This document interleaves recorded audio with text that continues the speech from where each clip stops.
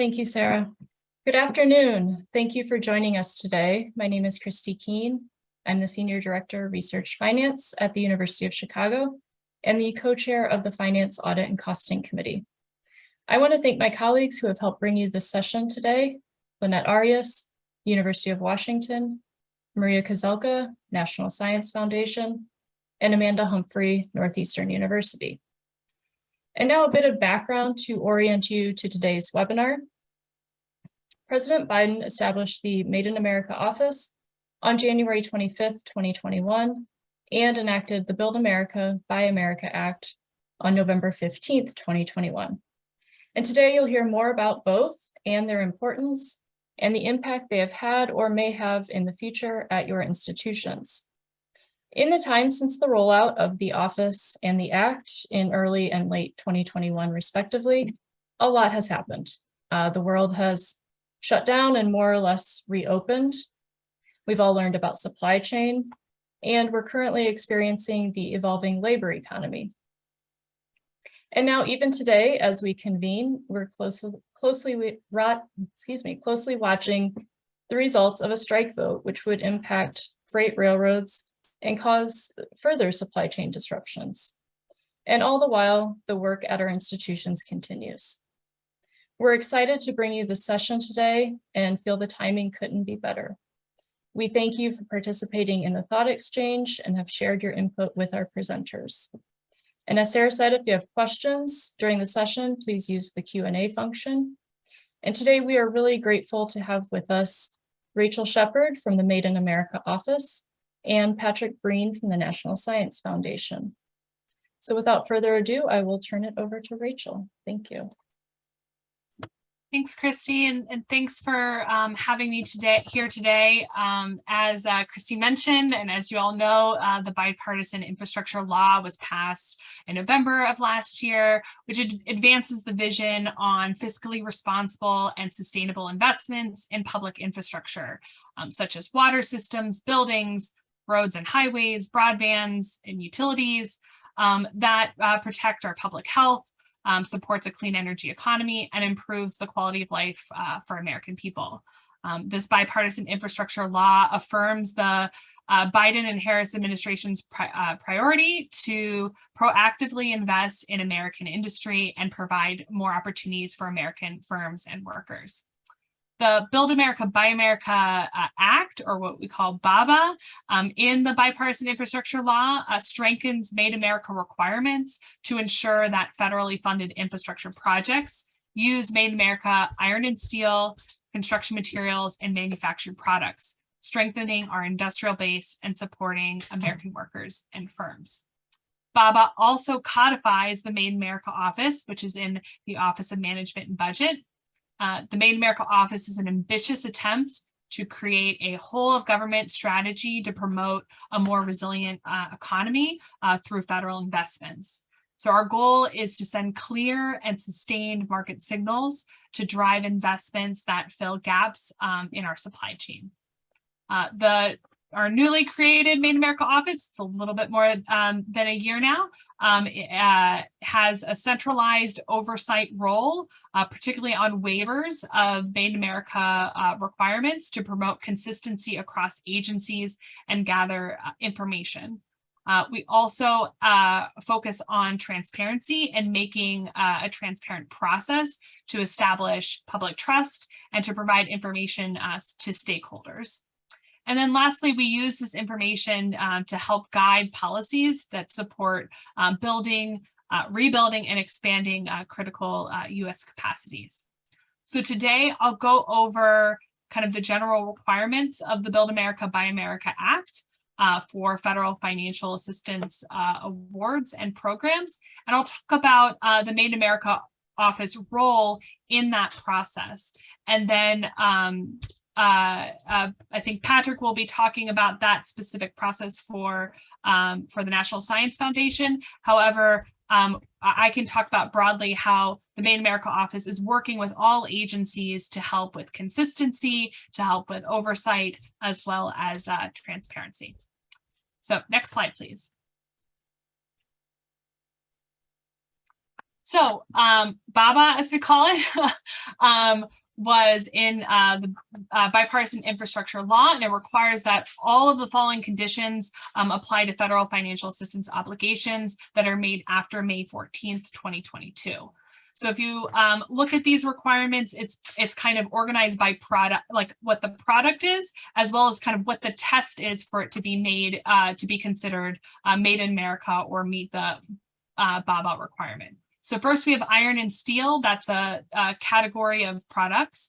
And the test is that all manufacturing processes from initial melting stage forward all the way to end must occur in the United States. The second category of products is manufactured products, which the final manufacturing process must occur in the United States, and the cost of the components are mined, produced, or manufactured in the US must be greater than 55%. And then lastly, the last category of products is construction materials, which all manufacturing processes must occur in the United States. OMB has provided preliminary guidance on this. However, BABA has required OMB to provide standards on all manufacturing processes for construction materials. So we're working on that further guidance. That initial guidance is in the M2211 OMB memorandum. And then at a high level, it requires any waivers from this requirement must be in writing and published for public comment and approved judiciously, which we'll be talking about in a few slides. Next slide, please. So as I mentioned, as part of our role in the Made in America office and within OMB is to provide oversight, transparency, and consistency. And our priorities are, of course, to buy more American-made items and to use the American-made provisions to boost domestic manufacturing and good jobs in America. And but secondly, it's also to make this easier or make this easy and streamlined. So we're working on a number of initiatives to think about how this can be done in an efficient and practical way for agencies, for award recipients within OMB and our review process that we do with waivers, as well as for manufacturers and contractors and other stakeholders out there that are looking to comply with BABA and work with recipients and with agencies to implement federally funded infrastructure projects. Next slide, please. So I'll go over the kind of major components of BABA and Made in America's guidance on BABA. That's that M2211 memo I mentioned. I'll talk about kind of what is covered, what the kind of the definition of infrastructure project, and then we'll really talk about the kind of the second half of that memo, which is the largest part of the memo, which is that waiver process. What is waiver criteria? And then I'll lastly talk about the construction materials piece of it. Next slide. So for federal financial assistance programs, so BABA applies to all grants, cooperative agreements, non-cash contributions, donations of property, direct assistance, loans, and loan guarantees. That is the definition used for BABA, and agencies use that definition to provide further guidance on their specific program and how they fall within those types of federal financial assistance. It is for any program under which an award may issue an infrastructure project. So not just if that program or that award, the primary purpose of it is for infrastructure, but really if any infrastructure project is occurring under that award, under that obligation, BABA would apply.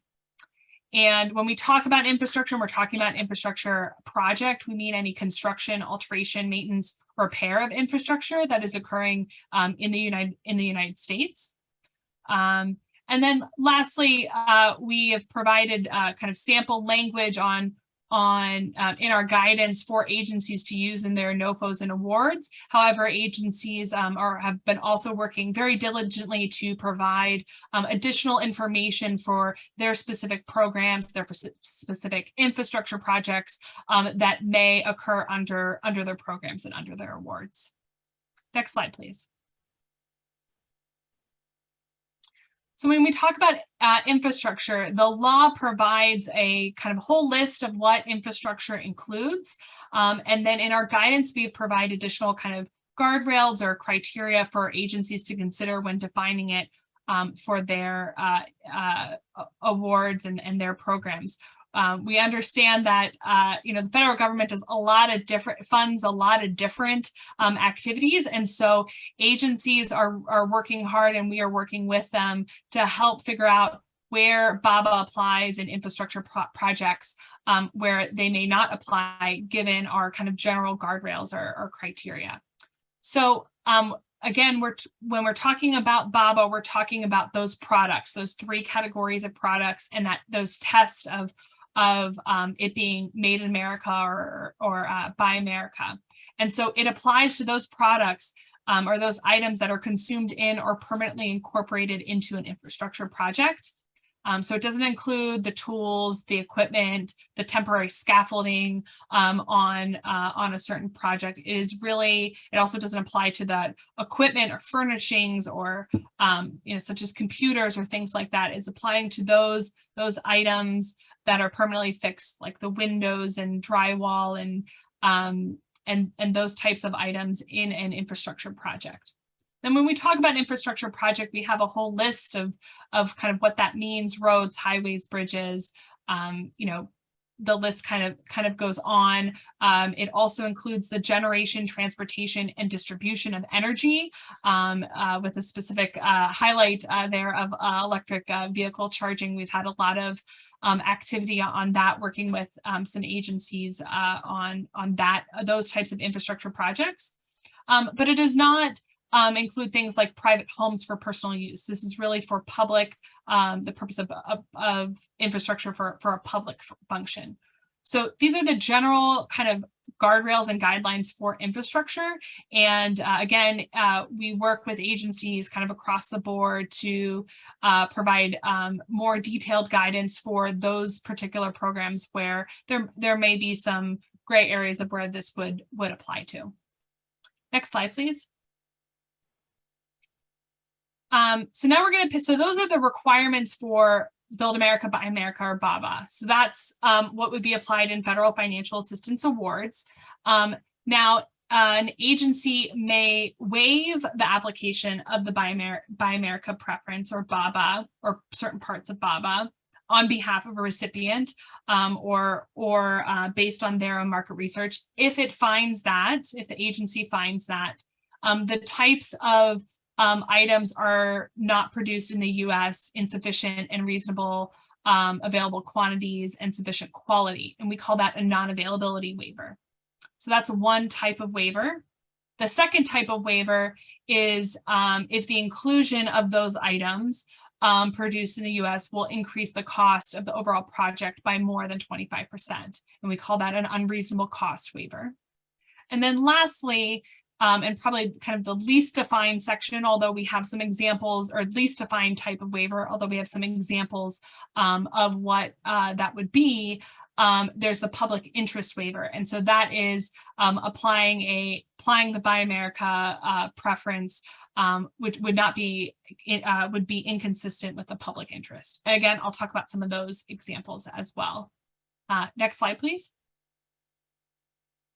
So, well, and this is the next slide. So the other two are pretty straightforward, and you through market research, you working with the agency or would be developing market research to identify if there's a domestic item that would not fit those criterias.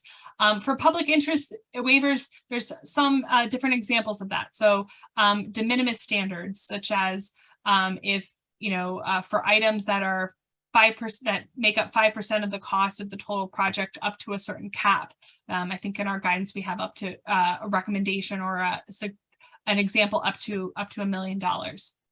Also for small grants, such as those that would be under a certain threshold. And in our example, we had the simplified acquisition threshold may be considered to be waived, so that the agency and recipients are focusing on projects and awards that have more items or more costly items that are going to have a broader impact on domestic supply chains.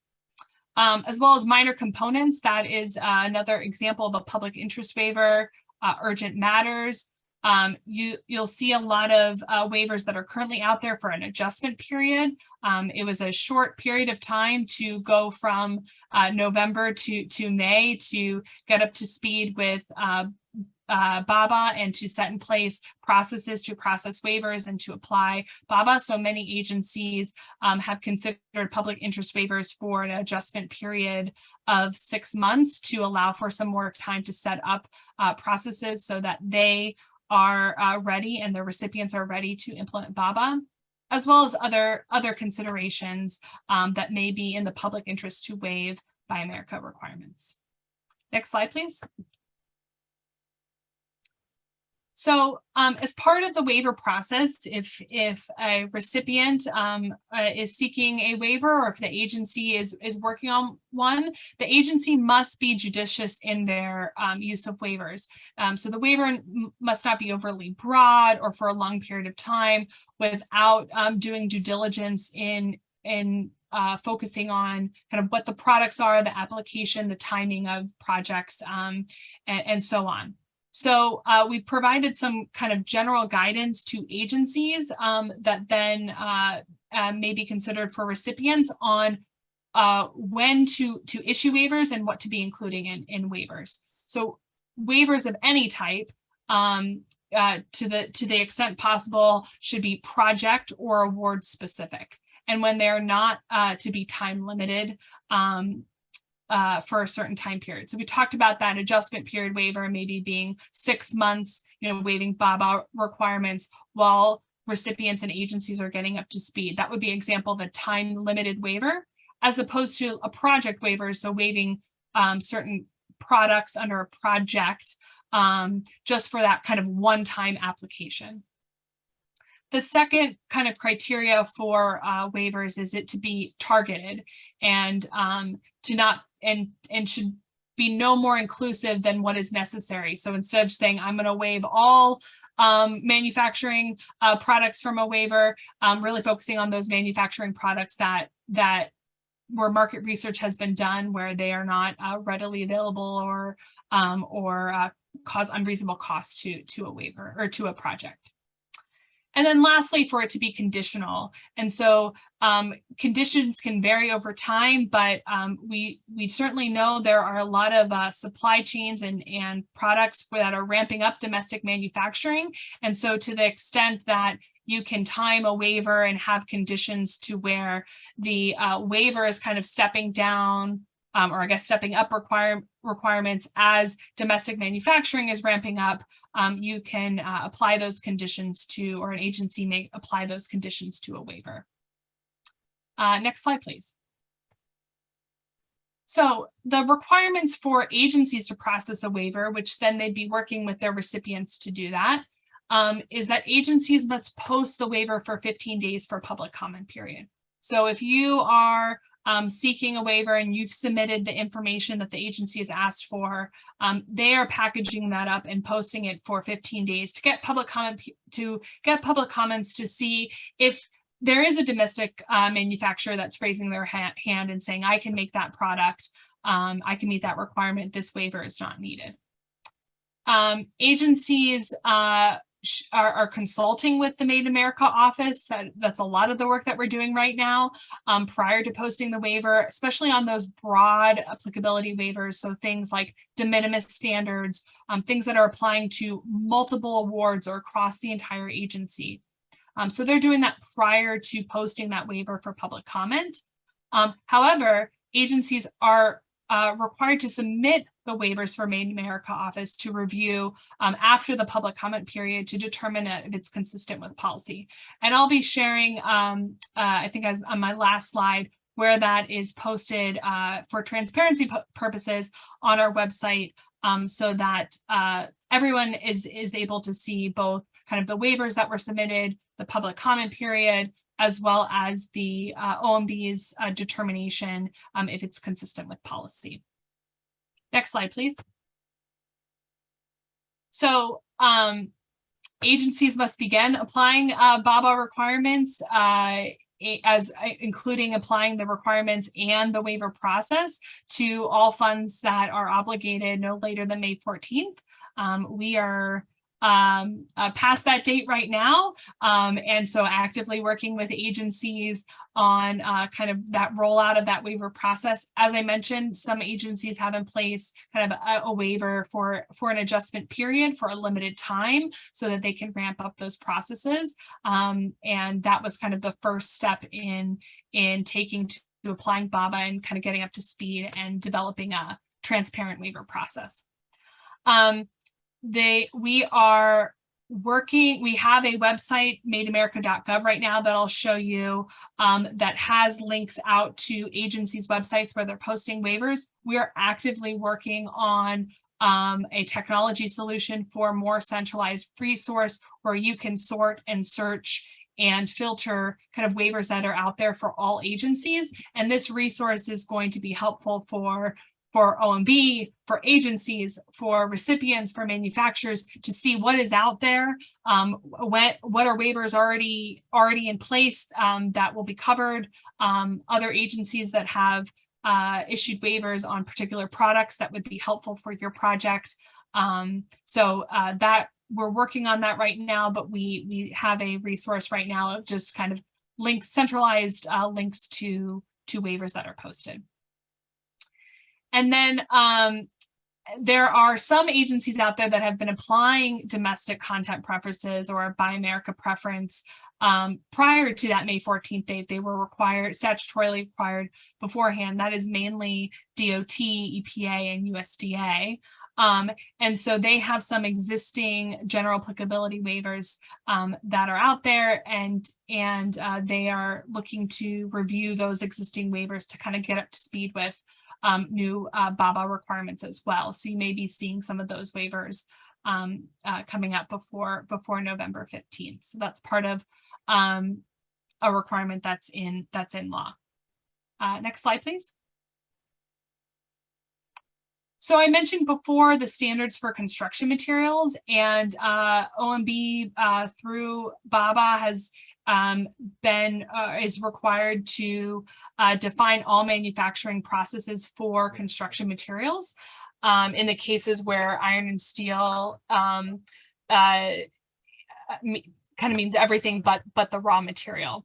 So we had issued, along with our guidance, a RFI on construction materials to collect information from industry to help us define those manufacturing processes. We have initial standards in our M2211 guidance, and we're working on those kind of final standards now. And you'll see kind of a list that was provided in BABA of what those common kind of construction materials are, those non-ferrous metals, plastic and polymer-based products, glass, lumber, and drywall. So we're working on kind of defining that list and those manufacturing processes for those materials. Next slide, please. So this is a summary slide. I know I kind of covered a lot, and there's a lot of different categories. So the way that I like to view it is, you know, kind of what is the preference? What are the category of items? That's kind of that first column. And I talked about iron, steel, manufactured products, construction materials, and kind of what their tests are for being made in America. Where does it apply? So that list. What are the waiver types if you're seeking a waiver for the Buy America preference? What are the principles for applying that waiver? And then what is the process? So this is kind of a summary of what I've discussed and kind of what agencies are actually working on now and providing more details in their guidance and their NOFOs and other resources out to their recipients. And then I think I have one more slide, which is key resources that's available for you all and for the public. It's hard to see that picture, but my recommendation is if you go to madeamerica.gov, if you just click on that waivers at that top, you'll see that red arrow. That's where our section is on federal financial assistance waivers. So right now there's links out to agencies' websites of where they're posting waivers, and that website is being actively being updated, this section of our madeinamerika.gov website, to provide more kind of transparency and kind of easy access to waivers out there. So I encourage you to continue to check back on that website so that you can see waivers that are out there.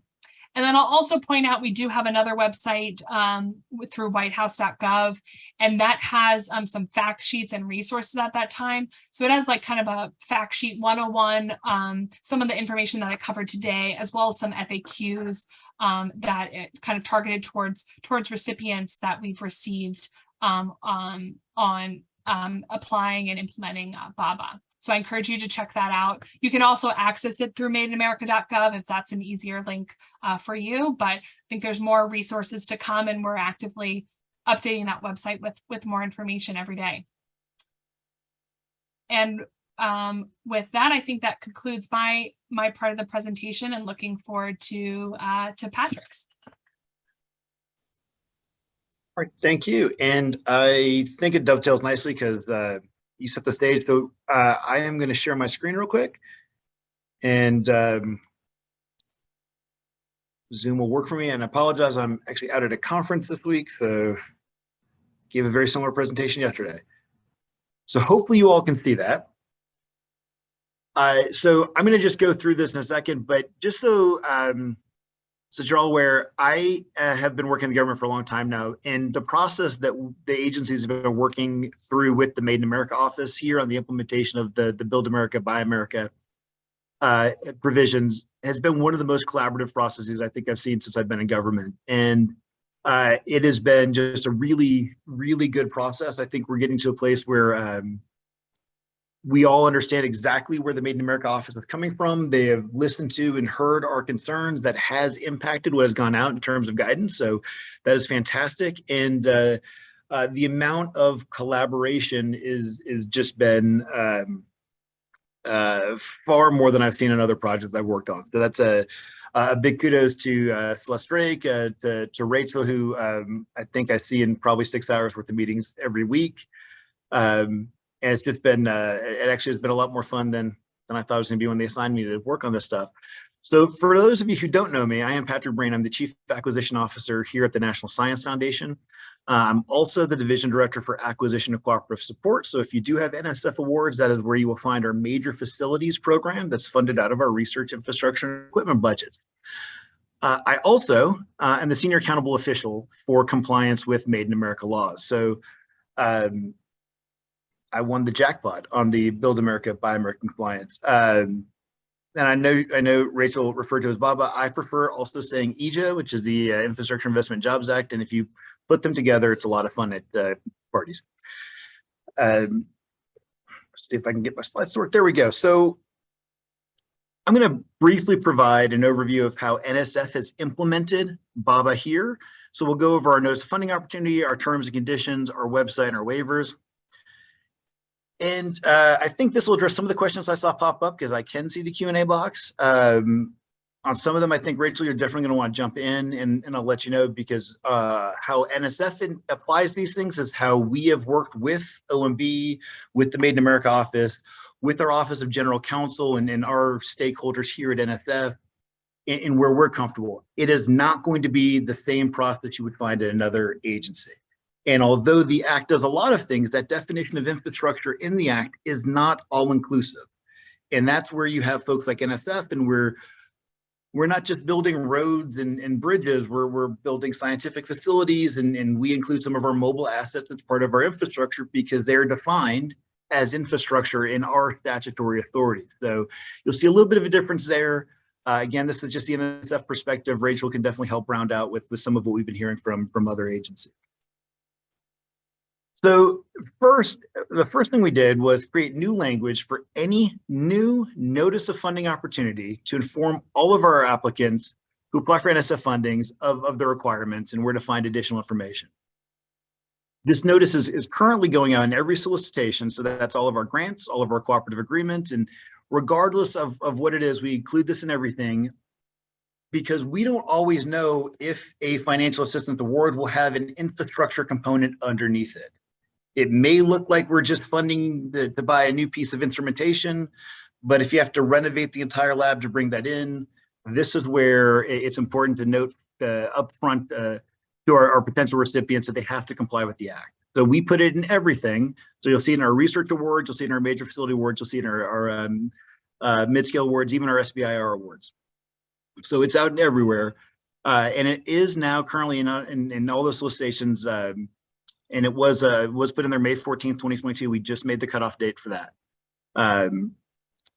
So this will just provide that stage up front where all of our recipients should be contemplating how to build compliance into their proposal submissions and the associated budget, because there could potentially be some cost, schedule, or other related concerns as you look towards compliance. And those are not bad things, by the way. Those are things that we have to acknowledge as we're all complying with the requirements of Build America, Buy America. The other thing that's a little bit interesting about NSF, and I'm not going to just talk about Made in America, is that we actually have 3 domestic preference terms and conditions that go into our financial assistance agreements. At least the ones you see coming out of my office. So we have Article 45.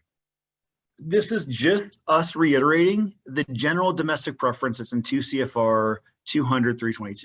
This is a preference. We'd really like you to use your funds to buy American products, supplies, in performance of your awards. So again, it's just a preference, and we're just reiterating what's already in the uniform guidance. It's just we've decided to call it out just to remind folks. So Article 46 is Made in America. This applies to all of our research infrastructure awards. So that is anything that you might see that's our observatories, that's our academic research fleet, it's planes. It's also our design awards. It's anything that might be funded out of our MREFC account, or Major Research Equipment Facilities Construction account. This does not apply to non-research infrastructure awards. And if you're curious of what constitutes research infrastructure, the NSF has a research infrastructure guide. It will provide very, very, very detailed information on what is research infrastructure, but it essentially is the people, the process, the machines, the facilities that we need to support the research infrastructure that we fund. There's no waiver process associated with this, right? This is an NSF article. This is really, this really came out in response to Executive Order 14005. What that required us to do is go and take a look at our policy and our processes, and were there gaps that we needed to address.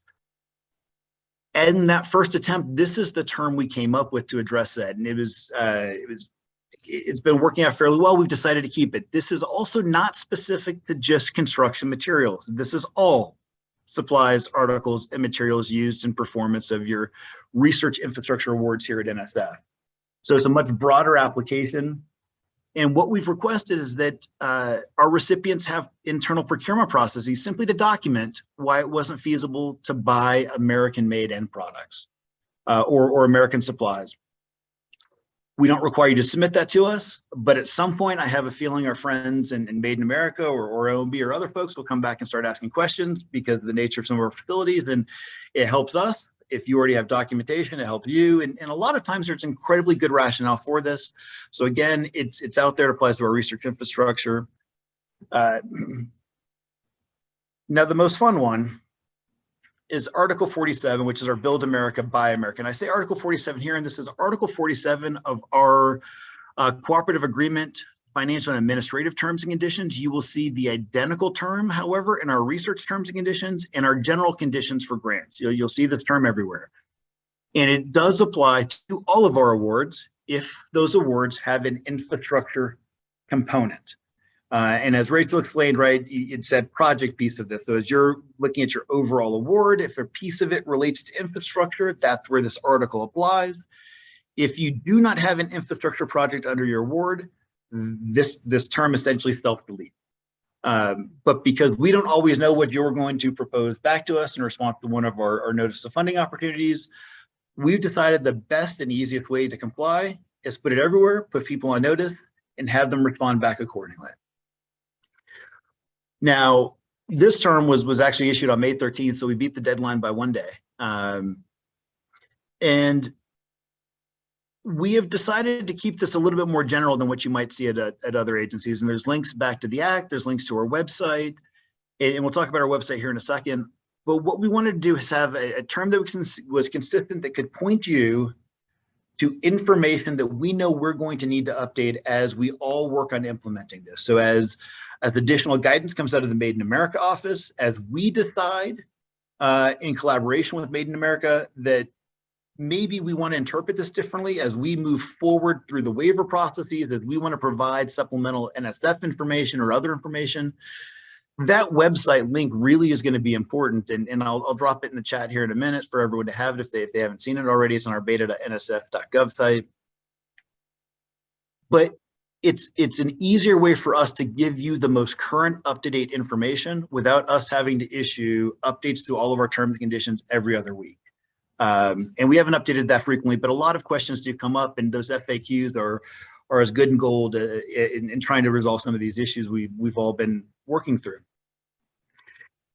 Now, this term does apply to all funds obligated by NSF on or after May 14th, 2022. And what do I mean by an obligation? So that is you receiving a new award where we obligate funding. It's us issuing an increment or a supplemental award where funding is associated with that increment or supplement. Those are all funding actions. Those are all obligations. So the provisions in this article here at NSF would apply to all of those funding streams.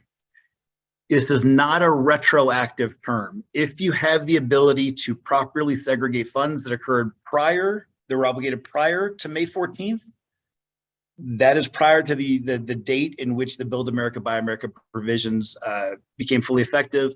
We would really like you to buy domestic sources, use domestic sources in those, and that's where Articles 45 and 46 here at NSF come into play. But again, this is where anything after May 14th, any of those obligations, that's where this really comes in. The other thing to note about this is that the Build America, Buy America, the Act in our term here reflects that this is for construction, alteration, maintenance, repair of infrastructure in the United States. There are a lot of very good definitions in the United States. The basic one is the United States, its protectorate territories in Washington, the District of Columbia, right? So what we all know to be the U.S. As many of you are aware, we do have international facilities. NSF applies this term to all subawards and all contracts underneath an award. So if you have a subaward with a U.S. entity or a contract with a U.S. entity and they're performing work here in the United States, this term would apply. But if you're looking at one of our facilities, for example, an observatory in Chile, that is entirely outside the United States.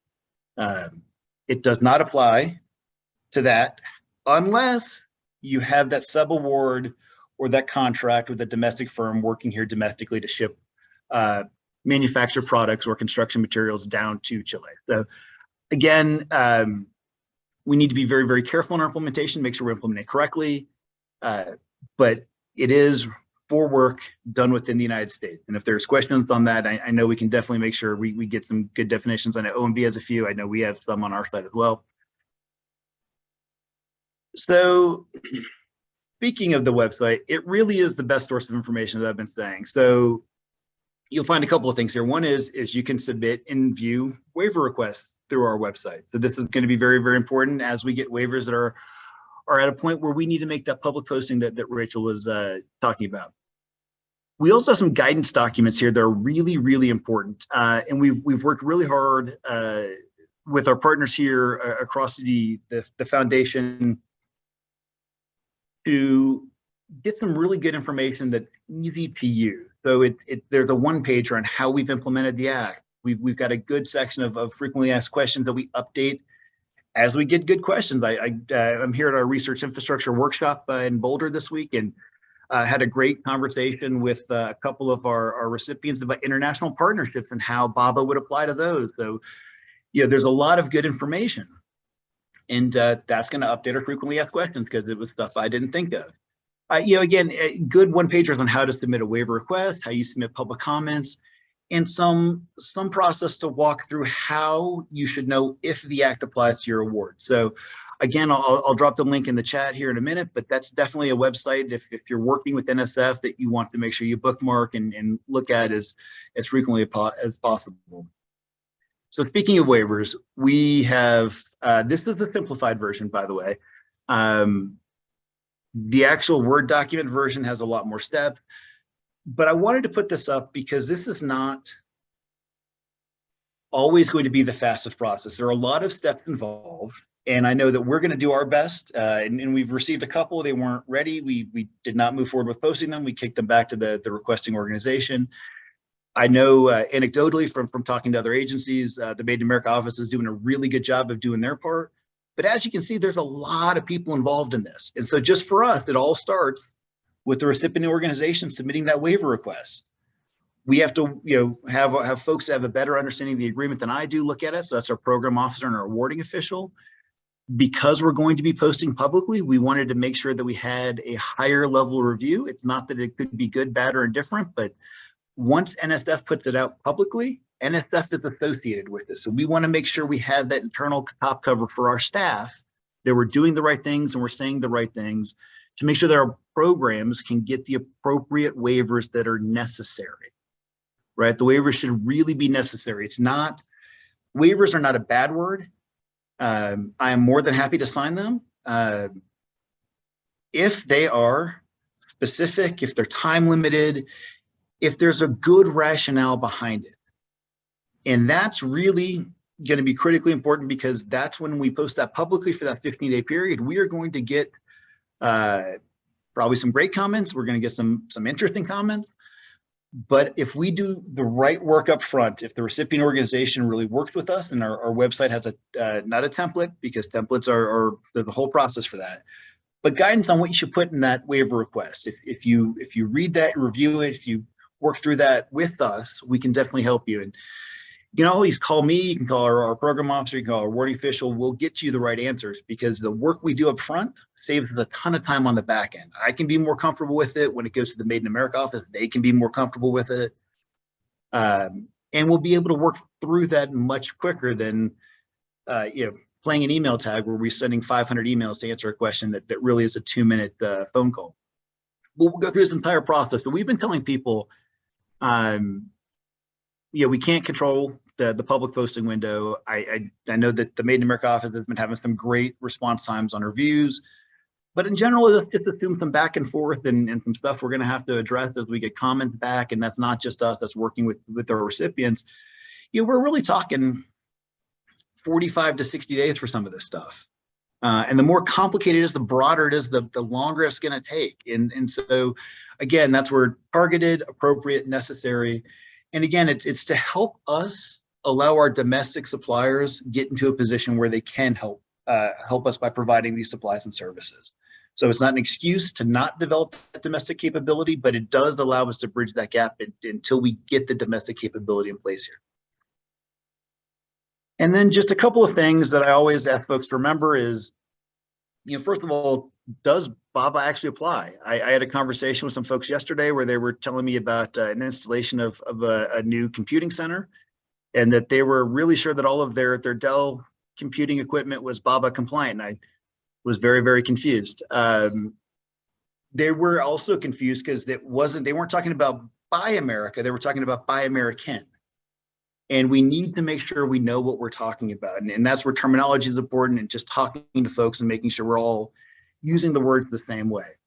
And other things to consider: when were the funds put on that award? When were they obligated? Have you received any supplemental funding or any increments? And again, what are you actually doing? And is it an infrastructure project?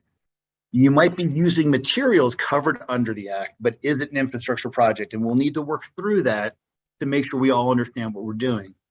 And that goes to early engagement, right? And that's not just with us here as the folks obligating funds, right? I mean, working with us early in office, fantastic. The more communication we have, the better it is for all of us. But it's also working with your suppliers, with your contractors, with your sub-awardees, to make sure everyone's aware of the moving parts. Because what we don't want to have happen is get to the 11th hour and be like, whoops, we need a bunch of steel. We can't get that overnight. And it doesn't matter how fast we push a waiver through, we still can't get that overnight, even if you're getting it from a foreign source. So again, that early engagement with everyone really helps make sure that we know what you're planning for, what we might need to do to help get there, and how we can all support what work we're doing to meet our mission goals. Market research has also been critical. Do we actually know what's out there?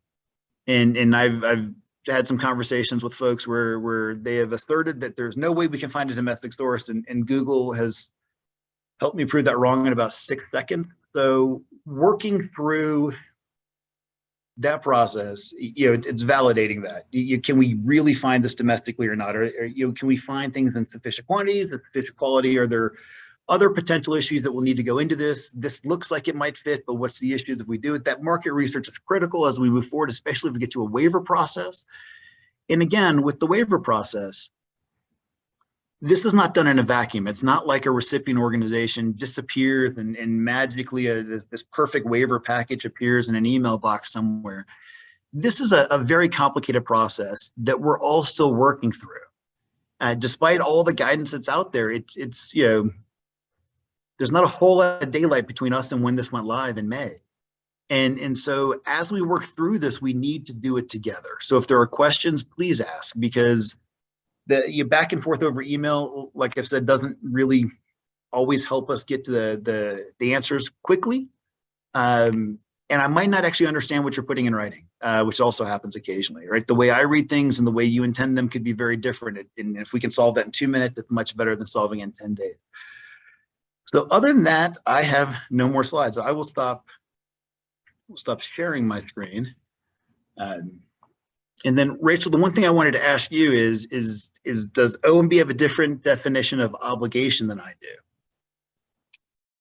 No, but we have worked with agencies that may have varying definitions to ensure that there's consistency across the board. So when you're working with your funding agency, make sure to check their guidance. At OMB, we're trying to provide consistency across the board for all agencies.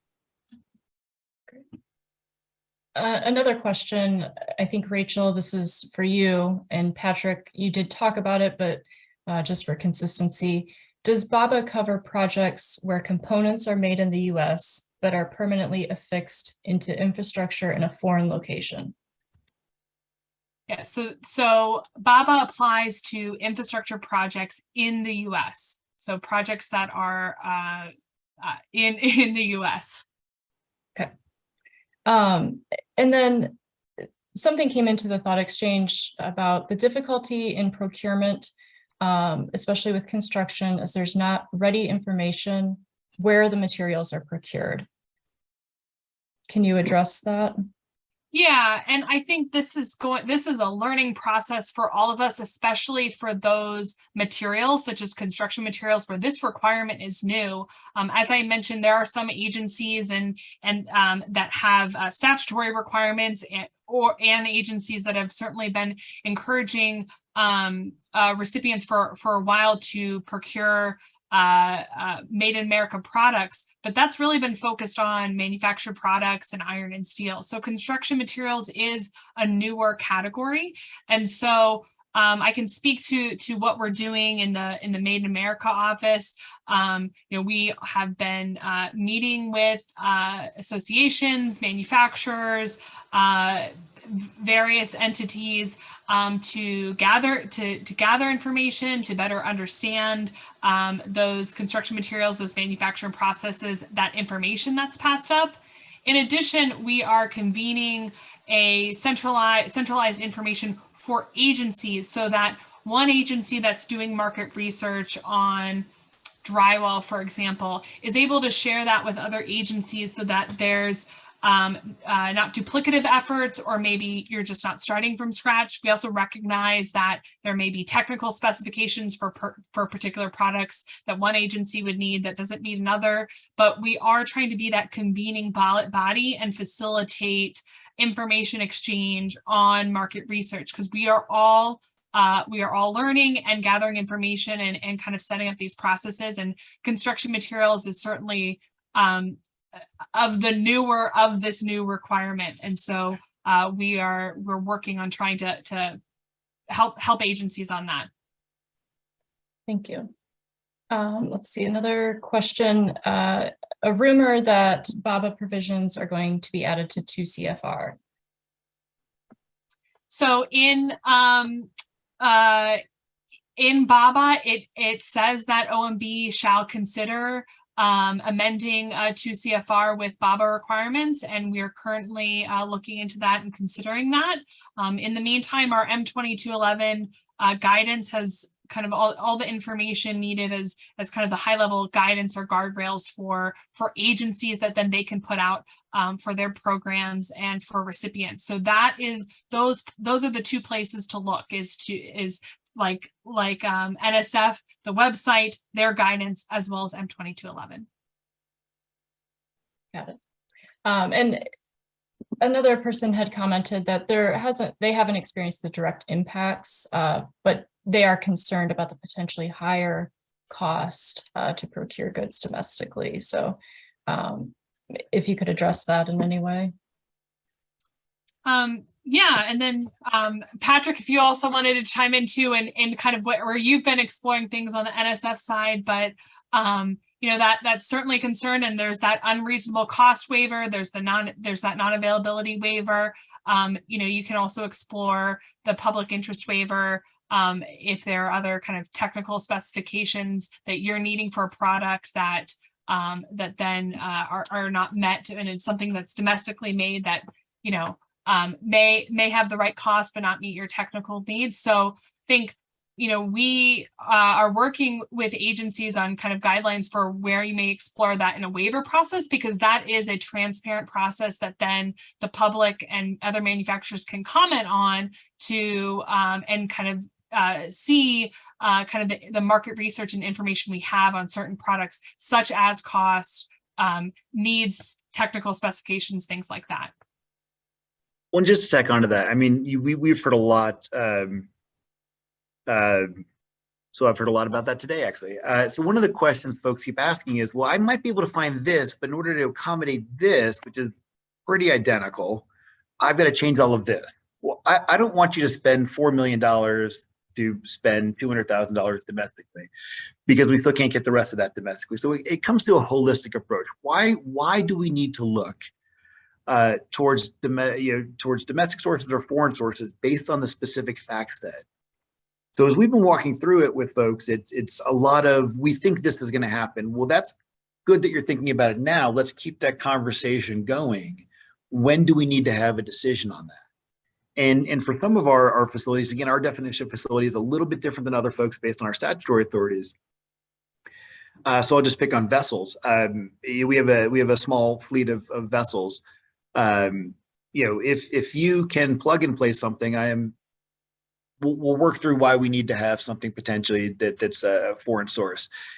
If it is so integral to the vessel that we need to tear out large parts of the superstructure in order to make this one change, then we have both an unreasonable cost waiver, because now we do have a significant increase in cost. But you know, is it really the same part when we're looking at doing that? So it's what is the specific fact set? How have we started discussing this? And again, that's that early engagement. The more we can start talking about it now before you need to do something, the better off we are if we have to go seek a waiver, or if we have to look at doing something else. Because if we don't explore all the permutations of this, and there are a lot of them, and unfortunately, or not unfortunately, maybe by design, right? I mean, statutes are never they're not granularly clear on what you have to do to apply them. And so that's where the initial guidance that's been coming out of OMB, that's where the guidance coming out of individual agencies as they implement it, that's all going to coalesce at some point in a much more coherent framework. And again, that's a big part of the domestic sourcing working group meetings is sharing what we're all doing. As we get to that point, it's going to be easier for us to answer some of those questions. But it just comes down to, if you think you might have something you want to talk about, bring it up with us, bring it up with your agency, bring it up with the Made in America office. We just don't have all the answers. Right. yet. I mean, that's tomorrow. Right. I'll also just add, I think, we're looking, we understand that, Buy America is one requirement in many requirements that you have, that you may have when implementing a project. And so, we have seen already projects where these priorities are working in harmony in order to get projects to go out on time, on budget, and on scope. Waivers can be used as a tool to send a clear market signal where things are not harmonized at this time, and to be able to kind of identify, again, that there's a need out there, there's a demand, so that maybe at this present time, you're not able to domestic something domestically, but the next project you'll be able to, because you've gotten that message out there. There's a manufacturer that raised their hand, and a domestic manufacturer that raised their hand and said, I could do it. It ended up not meeting your needs this time, but next time. We've seen that on the federal procurement side, the federal government directly procuring items where there were waivers out there. And if you go to the madeamerica.gov website, you see that transparent process with that particular product for that particular contract, where domestic manufacturers raised their hand, didn't meet at that time, and are now looking for that kind of next contract to be able to meet the needs. So we're not looking for trade-offs here and there. We're looking for things that can work in harmony, and when they're not, we have tools in our toolbox to be able to send kind of those market signals to be able to identify where there can be domestic manufacturers. We also understand that we're not going to be able to supply everything domestically. And so also thinking about, as some of the examples that Patrick was giving, where are those critical items and critical supply chains where we do feel like things can be made domestically, versus those items that may fall under those kind of minor components waiver or a de minimis waiver, or, items that, are not, critical supply chains that will just continue to have a waiver, but that waiver is still sending that demand signal, which is what the important part is, that it's transparent, it's out there, and everybody kind of knows about it. Well, and the other critical thing, Rachel, just to tag on for a second, is you're right. Some of those waivers will always exist for certain parts of projects or programs. As we're looking forward to new infrastructure projects, we really need to look at this in a slightly different light. It's one thing on some of our established programs or some of our legacy programs that we may need to do things for whatever the useful life of that program still is. If we are planning on waivers as a solution looking forward, I know that's a hard sell here at NSF. I can only assume that's an incredibly hard sell at the Made America office. So, if we're looking to address an issue today, that is really great. If we're looking to use this waiver to avoid an issue 6 years from now, that's probably not going to sell well. So it's that forward-looking sort of thought process, and making sure we send those clear market signals. That's going to be instrumental as we look towards the next 4, 5, 6 years. And I just don't see. I just see these sorts of requirements being strengthened over time. I don't see them lessening. Great. Well, thank you both so much. I think I speak for everyone when I say that this has been very informative and really highlights the impact that higher education has on the overall economy. And we're very grateful for your time. And for those attending the faculty happy hour up next, cheers. And for others, we'll see you all tomorrow morning at 11 a.m. for NSF's Graduate Research Fellowship Program. Valuable information for fellows, PIs, and institutional officers. Thank you so much. Thank you.